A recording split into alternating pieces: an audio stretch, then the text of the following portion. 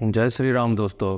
अक्सर हमने सुना है बेटी है तो कल है या फिर बेटी बचाओ बेटी पढ़ाओ अभियान। ये अभियान 2015 को सरकार द्वारा लागू किया गया था और ये काफ़ी अच्छा सोच था। लेकिन क्या हो अगर वही बेटी कल को बड़ी होकर घर वालों के लिए परिवार वालों के लिए काल बन जाए। जी हाँ दोस्तों, आज की कहानी उसी बेटी पे आधारित है जिसने अपने ही परिवार के एक एक सदस्यों को बुरी तरह से मार डाला जो कभी उसके अपने हुआ करते थे। झारखंड के जमशेदपुर के टेलको में एक भूमिक परिवार रहा करता था। उस परिवार में कुल 5 सदस्य रहते थे।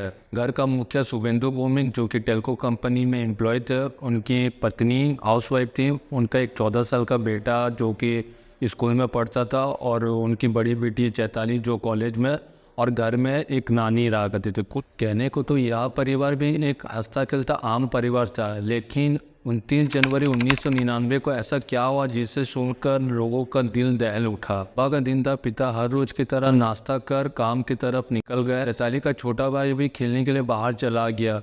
अब उस घर में चैताली, उसकी माँ और उसकी नानी 3 लोग ही थे। रोज की तरह उस दिन भी दोपहर को खाना खाकर नानी अपने ऊपर वाले कमरे में आराम करने को चले गई और माँ भी कुछ कामों खत्म करने के लिए किचन में जुट गई। भी चैताली दबे पाँव घर के मेन डोर पे जाती है, मानो उसके मन में एक डर सा है। वो थोड़ी देर इधर उधर देखती है जैसे कोई देख ना ले। उसी डर के साथ उसने धीरे धीरे दरवाजा खोला और दरवाजे के बाहर से एक अनजान शख्स घर के अंदर चला आया। नानी अभी भी सो रही थी, माँ भी काम खत्म करके सोने की तैयारी करने लगी। सर्दियों का मौसम था तो घर में सन्नाटा पसरा हुआ था। तभी चैताली अपनी माँ से नजरें चुरा कर नानी के कमरे की तरफ चलने लगती है और पीछे पीछे वो अनजान शख्स भी रहता है जिसके घर में होने की खबर सिर्फ और सिर्फ चैताली को थी। चैताली और वो अनजान शख्स दबे पांव नानी के कमरे में पहुंचते हैं और नानी गहरी नींद में रहती है। नानी को सोता देख चैताली इशारा करती है और वह अनजान शख्स जैसे ही चैताली का इशारा पाता है वो एक तकिया उठा के नानी के मुंह में जोर से रख देता है।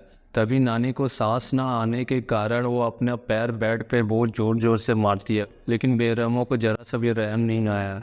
कुछ देर बाद जब उनको लगता है कि नानी हार मान चुकी है और वो किसी भी स्थिति में चिल्लाने के लायक नहीं है, तो उस अनजान से एक धारदार हथियार से नानी के छोटे छोटे टुकड़े कर कर एक कपड़ा में बांध लेता है। इधर अब तक माँ भी सो चुकी थी। अजनबी और चैताली माँ के पास पहुँच भी ऐसे ही कुछ करते हैं। बड़ी बेरहमी से बेटी अपनी माँ का कत्ल कर देती है। अजनबी फिर से माँ के शरीर को भी धारदार हथियार से छोटे छोटे टुकड़े कर कर एक कपड़े में बांध लेता है। ये खेल यही नहीं खत्म होता है। शाम ढलने के बाद चैताली का छोटा भाई भी घर में आता है। जैसे ही उसका छोटा भाई दरवाजा बंद करता है, पीछे से उस अनजान सा उसे मुंह से दबा लेता है और उसे भी नानी और माँ की तरह मार कर छोटे छोटे टुकड़ों में काट दिया जाता है।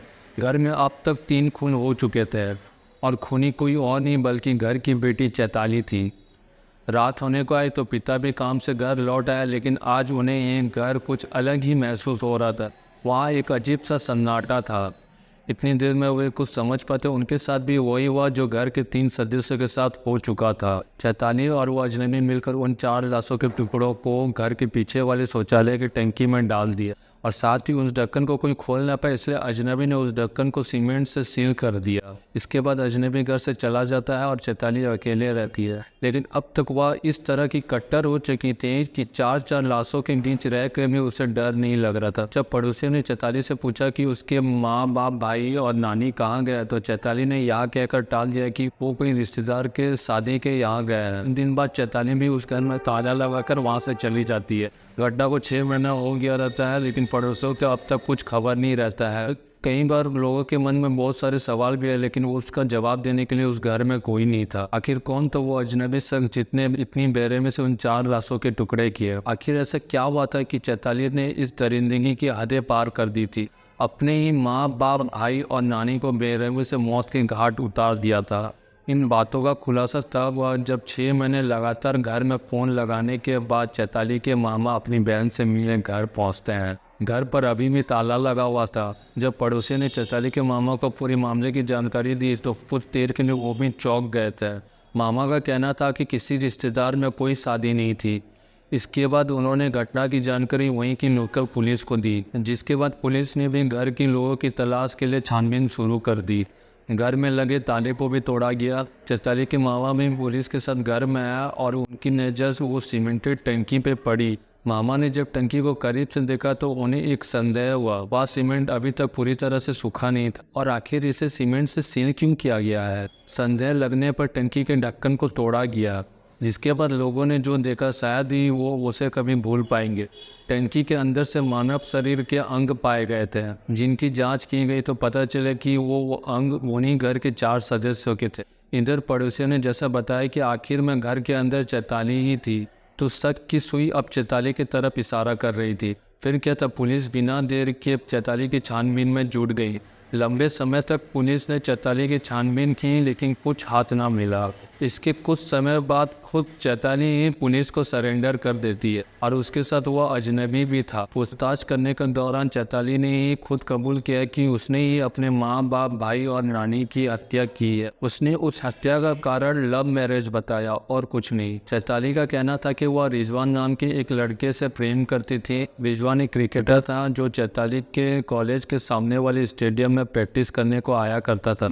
इसी दौरान दोनों में नज़दीकियाँ बढ़ी और दोनों ने बिना किसी को बताए चुपचाप कोर्ट मैरिज कर डाला। शादी को समय बीता, दोनों इसी तरह चुपचाप एक दूसरे से मिला करते थे। कुछ दिन बाद चैताली को पता चलता है कि वह मां बनने वाली है, जिसके चलते यह बात वो अपने घर वालों से छुपाना नहीं चाहती। लिहाजा चैताली ने अपने घर वालों से सब कुछ सच सच बता दिया। चैताली ने उन्हें मनाने की खूब प्रयास की, लेकिन घर वाले नहीं माने। इसलिए चैताली ने यह कदम उठाया और अपने ही माँ बाप को बेरहमी से मार डाला। वह अजनबी भी और कोई नहीं बल्कि चैताली का प्रेमी रिजवान ही था। इतना ही नहीं बल्कि चैताली ही खुद अपने माँ बाप को मारने के लिए उस अजनबी से कहा था। मामले का खुलासा हो गया था। दोनों मुजरिम भी पुलिस के सामने थे।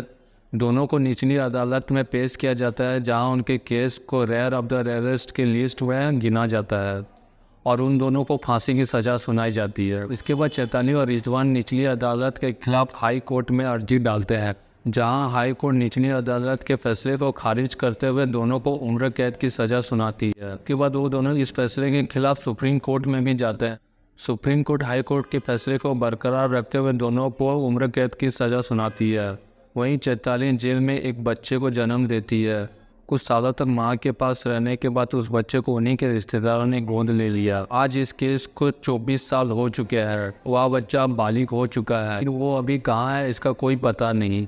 यह एक ऐसी घटना थी जिससे किसी को कुछ हासिल नहीं हुआ।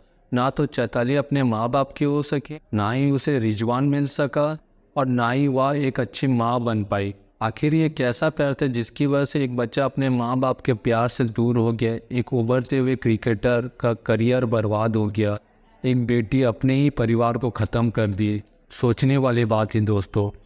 तो आज की कहानी में बस इतना ही। और अगर आपको ये वीडियो पसंद आया तो वीडियो को लाइक, कमेंट एंड शेयर जरूर कीजिए और आगे की वीडियोस के लिए चैनल को सब्सक्राइब कर दीजिए। तब तक के लिए take care and good bye.